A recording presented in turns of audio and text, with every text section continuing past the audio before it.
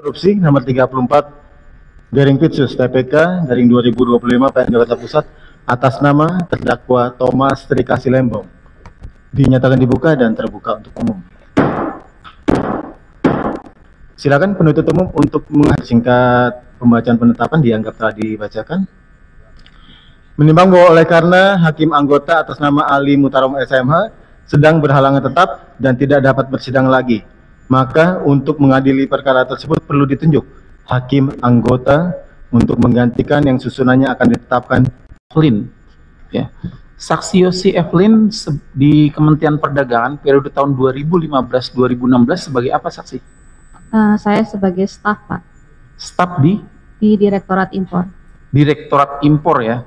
Di Direktorat Impor itu periode 2016 itu siapa bagaimana struktur organisasinya saksi? Siapa saja pejabat di situ? Atasan saya langsung kepala seksi itu ada Bapak Eko Priyanto, kemudian di 2016 ya Pak, izin. Ada Bapak Catur, berganti dengan Bapak Catur, kemudian untuk Ditnya dengan Bapak Muhammad Yani, kemudian dengan direkturnya Bapak Indra Sari.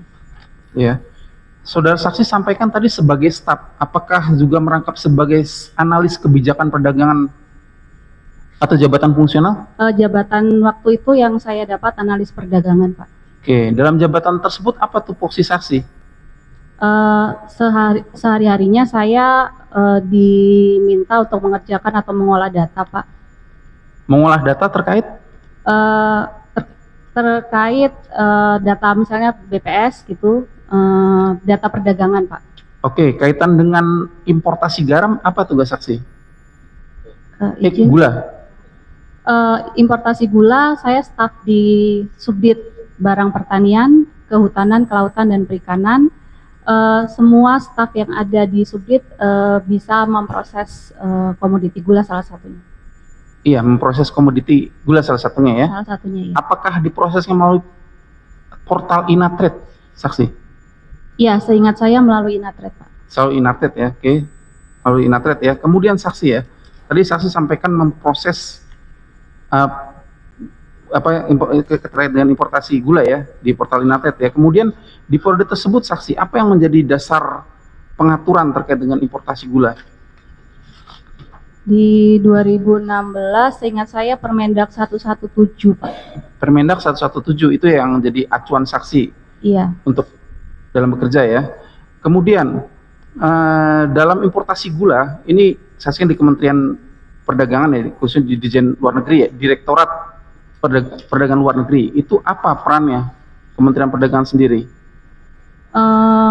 Kalau terkait importasi gula, Kementerian Perdagangan yang berwenang untuk mengeluarkan persetujuan impor gula.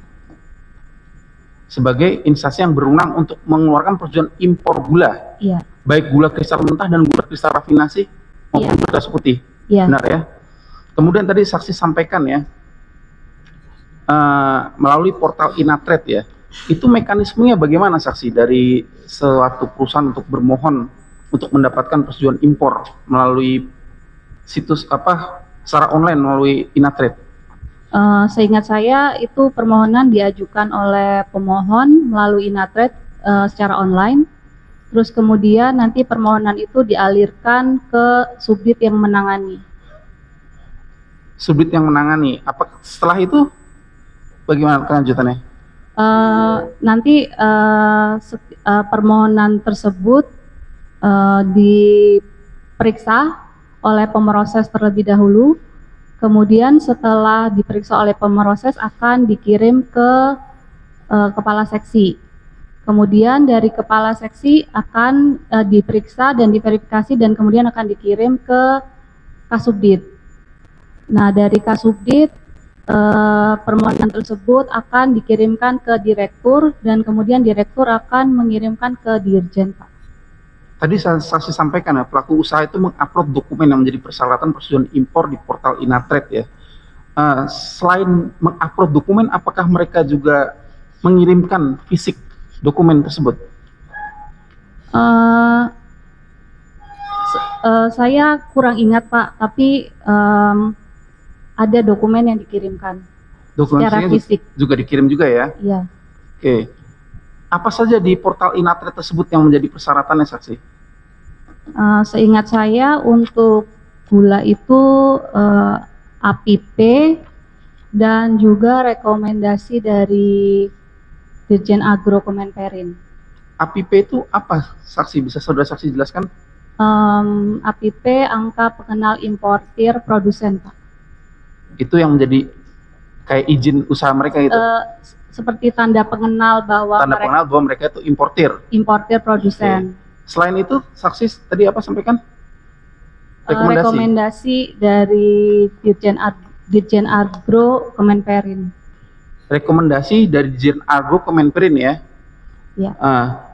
Itu saksi ya, rekomendasi tersebut apakah merupakan hal yang wajib untuk dilampirkan? Iya Pak, sesuai Permendak Permendaknya. 117 tahun 2015 ya, merupakan hal yang wajib ya. Iya. Untuk rekomendasi tersebut saksi, apakah di rekomendasi tersebut sudah ditentukan berapa jumlahnya atau quote apa alokasinya yang nantinya akan diimpor? Seingat saya sudah ada Pak, sudah ada jumlahnya. Sudah ada jumlahnya ya? Iya. Sudah ada jumlahnya, sudah tentukan dari Kementerian Perindustrian. Perindustrian. Kemudian saksi ya, untuk pelaku usaha dalam kegiatan importasi gula kristal mentah dan gula kristal raminasi yang tanpa dilengkapi rekomendasi yang dikeluarkan dari Kementerian Perindustrian itu bagaimana? Apakah bisa diproses atau tidak? Tadi kan saksi sampaikan wajib. Iya, kalau untuk itu saya kurang tahu Pak, karena memang sesuai dengan ketentuannya GKM itu memerlukan rekomendasi. GKM memerlukan rekomendasi ya. Di sini kami ada kopi kopian portal Inatret ya tentang Iya, Pak. permohonan persetujuan impor gula Iya. nomor 34952 tanggal 18 Januari 2016. Di BAP saksi mungkin juga sudah dijelaskan ya. Iya. Kemudian dalam pemrosesan tersebut ternyata didapati saksi ada data yang tidak tersedia, yaitu APP dan rekomendasi dari Kementerian Perindustrian. Apakah terhadap kedua permohonan tersebut tetap diproses? Setahu saya dan seingat saya ya Pak, kalau untuk dokumen itu tidak bisa kosong. Jadi harus ada dokumen di dalamnya dalam mengajukan permohonan.